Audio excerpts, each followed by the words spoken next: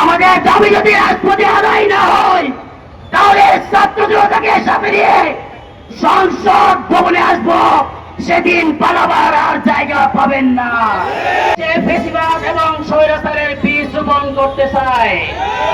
আমরা দেখতে পাচ্ছি সংসদে বসে কিছু সংসদ নেতা যারা ছাত্র জনতার রক্তের উপর দিয়ে সংসদে গিয়েছে, তারা ছাত্র জনতার বক্তব্যের বিপরীত বক্তব্য দিচ্ছেন এবং কেউ কেউ এই বক্তব্যকে সমর্থন দিয়ে টেবিল চাপড়াচ্ছে, আবার কেউ কেউ ভালো মানুষ সাজার জন্য মুখে তারা লাগিয়ে বসে আছে। আমরা বলতে চাই এরা সবাই ছাত্র জনতার বিরুদ্ধে গাদ্দারি করছে।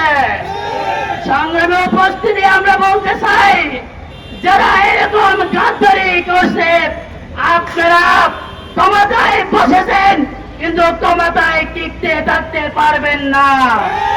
আমরা আরো লক্ষ্য করেছি গণভোটের রায় বাস্তবায়ন গরিবেশি করার মাধ্যমে তারা কি করতে চায় বাংলাদেশের জনগণ ইতিমধ্যে দেখতে শুরু করছে।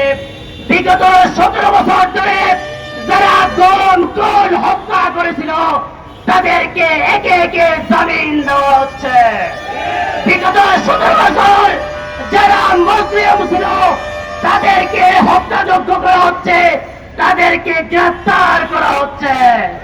সংগ্রামী উপস্থিতি আমরা বলতে চাই এই বাংলাদেশে যারা আবার ফেসিবাদ এবং স্বৈরাচার হওয়ার চেষ্টা করবে, ইসলামী ছাত্র শিবির তেমনি থাকবে না, তেমনি থাকতে পারে না।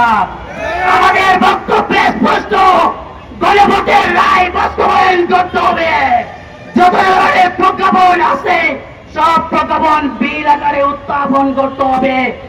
জুলাই সনদে যা লিখিত ছিল সবগুলো পুঙ্খানুপুঙ্খ বাস্তবায়নের রোড ম্যাপ ঘোষণা করতে হবে।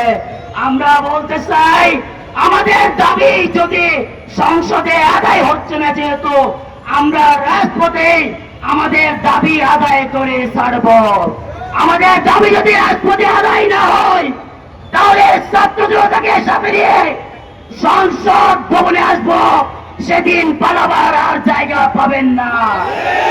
সংগ্রামী উপস্থিতি আমাদের বক্তব্য স্পষ্ট, আমরা ছাত্র জনতাকে সাথে নিয়ে অবশ্যই আমাদের দাবি আদায় না হওয়া পর্যন্ত আমরা রাজপথ ছাড়ব না ইনশাআল্লাহ।